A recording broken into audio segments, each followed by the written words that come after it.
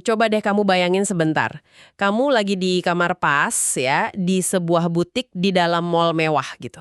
Oke, ini mall yang terang benderang ya? Bener, mall yang terang, musik pop mengalun pelan dari pengeras suara, terus wangi parfum mahal kecium banget di udara, AC-nya dingin, tapi tiba-tiba tanpa alasan yang jelas, dadamu itu terasa sesek. Wah, Iya, bulu kudukmu tiba-tiba merinding hebat. Terus ada perasaan yang luar biasa kuat, kayak ada seseorang yang lagi natap lehermu dari belakang. itu pasti refleks pertamanya mikir, oh ini AC-nya kedinginan nih. Tepat banget. Kamu mungkin bakal mikir kayak gitu. Atau mikir, mungkin aku lupa sarapan tadi pagi. Tapi gimana kalau sebenarnya tubuhmu itu lagi ngasih reaksi biologis terhadap sesuatu yang ada 2 meter tepat di bawah lantai beton tempat kamu berdiri itu. Nah, ini dia. Itu tuh titik di mana realitas modern kita, ya yang serba mewah tadi, tiba-tiba bertabrakan langsung sama sejarah yang bisa dibilang sengaja kita kubur. Bener. Kita tuh sering lupa loh. Kota-kota besar tempat kita tinggal ini kan nggak dibangun di atas kanvas kosong kan. Mereka itu dibangun di atas lapisan-lapisan masa lalu yang seringkali disingkirkan secara paksa. Setuju banget. Dan, ini dia. Misi kita dalam penelusuran mendalam hari ini, kita bakal bongkar sebuah dokumen yang jujur aja ini memikat banget. Judulnya, Misteri Tanah Digusur.pdf. Wah, judulnya aja udah ngasih vibe yang lumayan berat ya. Iya, lumayan bikin merinding sih. Oke, mari kita bedah ini. Kita bakal lihat gimana ambisi tata kota, psikologi lingkungan, sampai rentetan kejadian yang bisa dibilang tentang logika fisika, semuanya numpuk di satu bidang tanah ini. Jadi ini bukan cuma sekedar cerita horor biasa kan? Bukan sama sekali. Ini tuh lebih ke analisis tentang mekanisme apa yang sebenarnya terjadi ketika masa lalu itu ditimbun hidup-hidup demi ambisi komersial. Jadi, gimana sih awalnya sebuah kuburan tua yang sunyi mendadak bisa berubah jadi pusat perbelanjaan raksasa? Secara tata kota tuh prosesnya gimana? Jadi gini. Semua ini tuh sebenarnya bermula dari konsep yang sangat rasional ya, yaitu nilai ekonomi lahan. Oke, uang ya ujung-ujungnya. Selalu kan, kota itu kan tumbuhnya radial ya, melebar dari pusat ke pinggiran. Nah, puluhan tahun lalu, lahan yang lagi kita bahas ini tuh posisinya di daerah pinggiran kota yang sepi. Masih banyak pohon besar gitu ya? Betul, pohon besar, suasananya juga dingin, dan kata warga lama sih, hawanya lumayan berat. Jadi sangat masuk akal kalau saat itu lahannya dijadiin pemakaman umum. Tapi kan zaman berubah, infrastruktur dibangun terus. Jalan tol baru dibuka gitu-gitu ya? Nah, iya. Jalan tol buka, jalur transportasi massal masuk, tiba-tiba makam tua yang tadinya dianggap di ujung antah berantah ini secara geografis malah jadi ada tepat di jantung sentra bisnis baru. Oh, posisinya jadi super strategis dong. Super strategis. Dan dari kacamata ekonomi tata kota nih, mempertahankan lahan seluas itu cuma buat orang mati di tengah kawasan yang harga tanahnya lagi meroket tajam, itu dianggap sebagai inefisiensi ruang yang masif banget. Jadi kalkulasi ekonominya itu benar-benar nyingkirin nilai historis atau emosional dari tanah itu ya. Kayak, ini tanah mahal, ratain aja. Iya, keputusan di atas kertas cetak biru tuh nggak punya ruang buat sentimen semacam itu. Tapi tunggu deh, mengalihfungsikan makam itu kan bukan hal yang baru ya di negara kita. Biasanya kan ada proses pemindahan, ritual dulu, atau kompensasi keluarga. Tapi di dokumen ini tuh ada satu variabel yang bikin semuanya jadi kacau balau. Betul, desakan tenggat waktu. Waktu ya, investor udah neken, mesin berat udah disewa, argo utang bank jalan terus tiap hari. Jadi mereka ngerasa harus ngeratain lahan itu secepat mungkin. Dan jalan pintas ini yang jadi titik awal semua masalahnya. Karena proses transisi yang harusnya dilakuin pakai kehati-hatian secara sosiologis, malah berubah jadi operasi mekanis yang brutal banget. Brutal gimana maksudnya? Di dokumen tuh dicatat kalau sebagian besar makam memang dipindahin. Keluarganya juga dihubungin. Tapi gimana sama makam-makam yang nggak ada namanya? Iya juga. Atau batu nisan yang udah hancur dimakan usia, yang posisinya aja nggak ada di peta kelurahan. Nah, disinilah warga sekitar tuh mulai bisik-bisik, nyimpen rahasia gelap yang mandor proyek aja mungkin tutup mata. Warga tahu kalau ternyata nggak semuanya dipindahin. Nggak semuanya. Area yang susah diidentifikasi, ya dibiarin gitu aja. Iya, Langsung ditimbun pakai tanah urukan baru, terus digilas pakai alat berat biar proyeknya bisa cepet dicor beton. Kalau aku boleh pakai analogi nih ya, Gimana tuh? ini tuh ibaratnya kayak kamu nyapu debu ke bawah karpet karena tamu penting mau datang, cuma debu di sini itu makam leluhur orang lain yang nggak sempet dipindahin. Atau kayak kita install sistem operasi komputer baru yang canggih, tapi kita malas ngeformat hard disk lama karena buru-buru. Oh, jadi cuma ditimpa gitu aja datanya? Iya, cuma ditimpa. Di layar sih kelihatannya baru, bersih, mengkilap, tapi di dalam arsitektur sistemnya, data lama itu masih ada, tumpang tindih, saling berbenturan, dan ya, kamu tahu lah sewaktu-waktu bisa bikin sistem crash yang fatal. Wes, analogi hard disk itu pas banget sih. Karena yang menarik di sini adalah data lama yang ditimpa ini kan bukan angka digital ya. Ini tuh sisa-sisa eksistensi manusia. Bener. Secara sosiologis, waktu komunitas di situ ngelihat ada transisi ruang yang memaksakan diri, terus nggak baikin etika dasar, itu tuh nyiptain ketegangan di bawah sadar. Dan crash sistemnya ini benar-benar langsung bermanifestasi secara instan, persis waktu ekskavator pertama kali nyalain buat gali pondasi. Merinding sih ini. Dan fase penggalian pondasi ini memang jadi catatan paling gelap ya di dokumen misteri tanah digusur.pdf ini. Iya, rentetan kejadiannya tuh nggak masuk akal. Awalnya cuma dari hal sensorik, pekerja shift malam dengar suara langkah kaki, mondar-mandir di tanah berlumpur yang padahal nggak ada siapa-siapa. Itu udah lumayan bikin panik sih buat pekerja malam. Tapi besoknya lebih parah. Alat berat, si ekskavator, itu ditemuin nyala sendiri tanpa kunci kontak. Nyala sendiri. Wah, Iya, dan terornya ini bukan cuma ke mesin, tapi mulai nyerang mental kuli bangunannya. Banyak dari mereka mulai ngalamin mimpi buruk yang identik berulang-ulang. mimpi yang didatangin sosok pucet itu kan? Betul, sosok pucat, pakaian lusuh, tatapan kosong, dan sosok ini nanya satu kalimat yang sama ke mereka. Kenapa tempat kami diganggu? Dampaknya fatal banget. Pekerja mulai sakit mendadak, banyak yang resign. Puncaknya nih penjaga malam melihat sosok bayangan jalan terus nembus tembok yang belum selesai dibangun. Kalau kita perhatiin kalimat di mimpi itu, kenapa tempat kami diganggu? Itu kan indikasi kuat soal invasi teritorial ya? Iya, invasi ruang. Tapi disinilah ini jadi sangat menarik. Dan tunggu dulu, saya harus nantang dokumen ini dari sudut pandang rasional yang mungkin juga dipikirin sama kamu yang lagi dengerin. Oke, silakan. Bukankah kita bisa ngejelasin ini pakai sains murni? Kayak alat berat yang nyala sendiri itu bisa aja murni korsleting listrik kan? Project gitu kan debunya tebel, lumpur, lembat banget.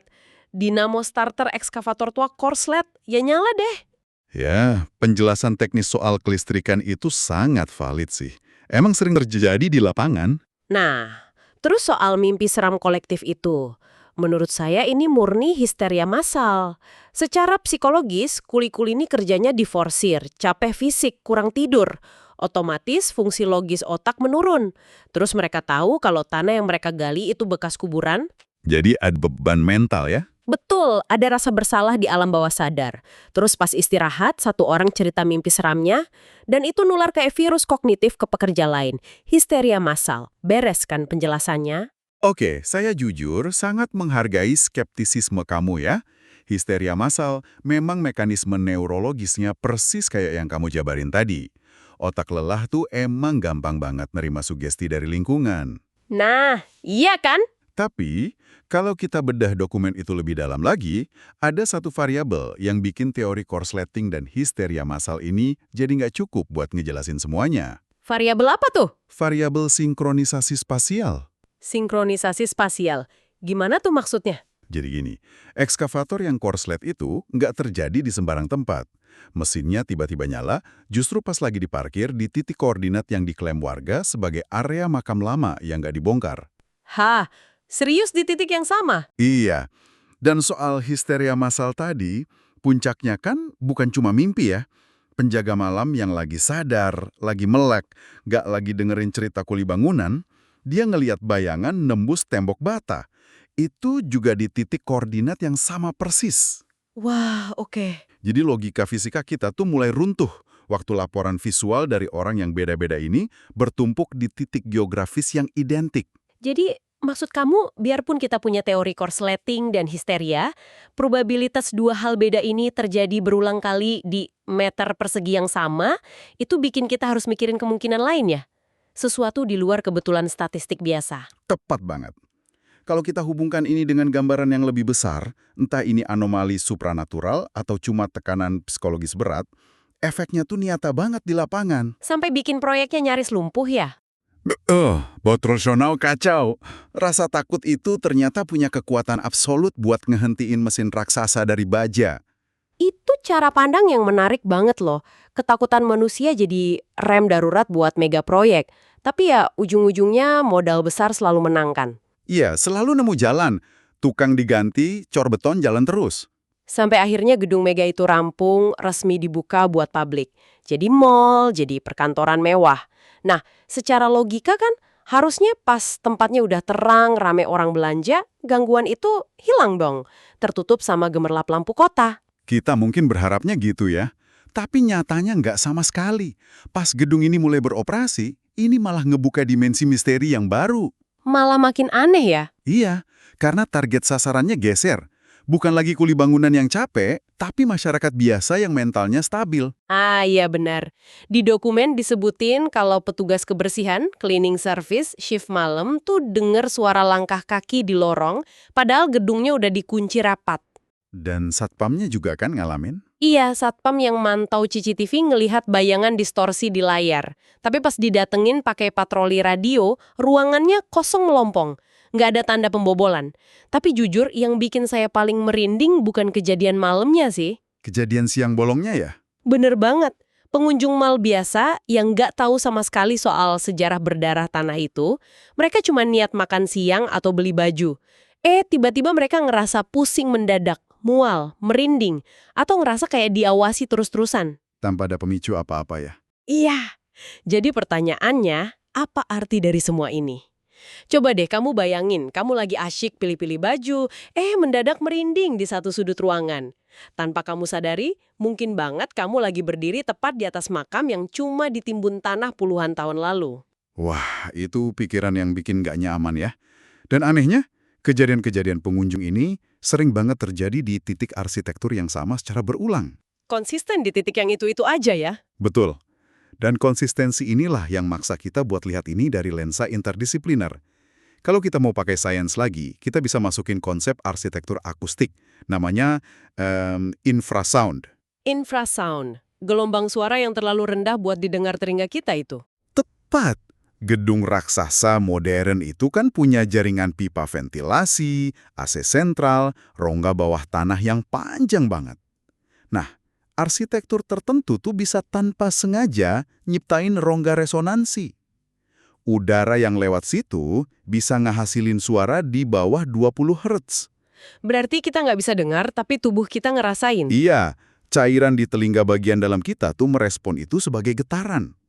Penelitian lab udah ngebuktiin kalau paparan infrasound ini bisa bikin manusia mual, cemas parah, dan merinding tanpa alasan. Wow. Bahkan nih, frekuensi di kisaran 18,9 Hz itu ternyata sama dengan frekuensi resonansi bola mata manusia. Tunggu. Bola mata kita bisa bergetar? Bisa. Kalau mata kamu bergetar di frekuensi itu, kamu bakal mulai lihat distorsi visual di sudut pandang perifer atau ujung mata kamu. Jadi kamu seakan-akan lihat sosok bayangan yang sebenarnya nggak ada. Jadi maksudnya hantu di CCTV atau bayangan yang dilihat pengunjung itu bisa jadi murni efek bola mata bergetar gara-gara AC gedung lepasin gelombang 18,9 Hz. Secara mekanis, itu sangat mungkin. Wah, gila. Itu penjelasan sains yang masuk akal banget sih. Tapi tunggu dulu. Ini bawa kita balik lagi ke masalah probabilitas yang tadi. Apakah masuk akal kalau infrasound dari AC ini secara kebetulan cuma kumpul dan ngumpul di titik koordinat makam yang nggak dipindahin itu? Oh iya, gedungnya kan luas banget ya, puluhan ribu meter persegi ya. Betul. Kalau itu murni cacat desain ventilasi, dampaknya harusnya nyebar di berbagai lorong, bukan cuma terlokalisasi di titik sisa sejarah itu. Di titik inilah, teori parapsikologi soal energi residu mulai unjuk gigi. Energi residu ya, aku pernah baca sedikit sih soal ini. Intinya tanah itu nggak cuma nyimpan mineral, tapi juga bisa nyimpan emosi masa lalu kan? Iya, bener banget. Para ahli di bidang ini mengibaratkan kalau tanah itu punya semacam kapasitas perekaman atau imprinting. Terutama kalau ada energi emosional yang masif banget yang dilepaskan di situ. Kayak trauma atau kesedihan keluarga yang makamnya digusur paksa gitu ya? Betul, teorinya menyebutkan struktur tanah di situ merekam gema energi trauma tersebut. Dan energi ini nggak akan hilang gitu aja cuma karena kamu numpain semen dan beton di atasnya. Jadi betonnya nggak bisa ngeblok energi itu? Nggak bisa. Terus, untuk orang-orang tertentu yang sistem sarafnya emang lebih sensitif, mereka ini tuh bertindak kayak antena penerima. Waktu mereka jalan ngelewatin titik tersebut, sistem saraf mereka tanpa sadar memutar ulang rekaman ketakutan masa lalu itu. Wah, ini masuk akal sih. Jadi beton emang bisa nahan rembesan air, bisa nahan panas, tapi dia nggak punya kerapatan yang cukup buat nahan radiasi memori historis? Betul sekali. Ada kutipan yang bagus banget dari warga lama di dokumen kita. Dia bilang, mungkin bukan bangunannya yang menyeramkan, tapi tanah yang menyimpan cerita. Yang dipindahkan itu cuma batu nisannya, tapi kenangan belum tentu ikut pergi. Kenangan belum tentu ikut pergi. Wah, merinding denger kutipan itu. Itu kayak ngejelasin banget soal memisahkan fisik makam dari esensi energinya ya. Iya, kutipan itu tuh menyentuh inti dari fenomena pembangunan urban ini.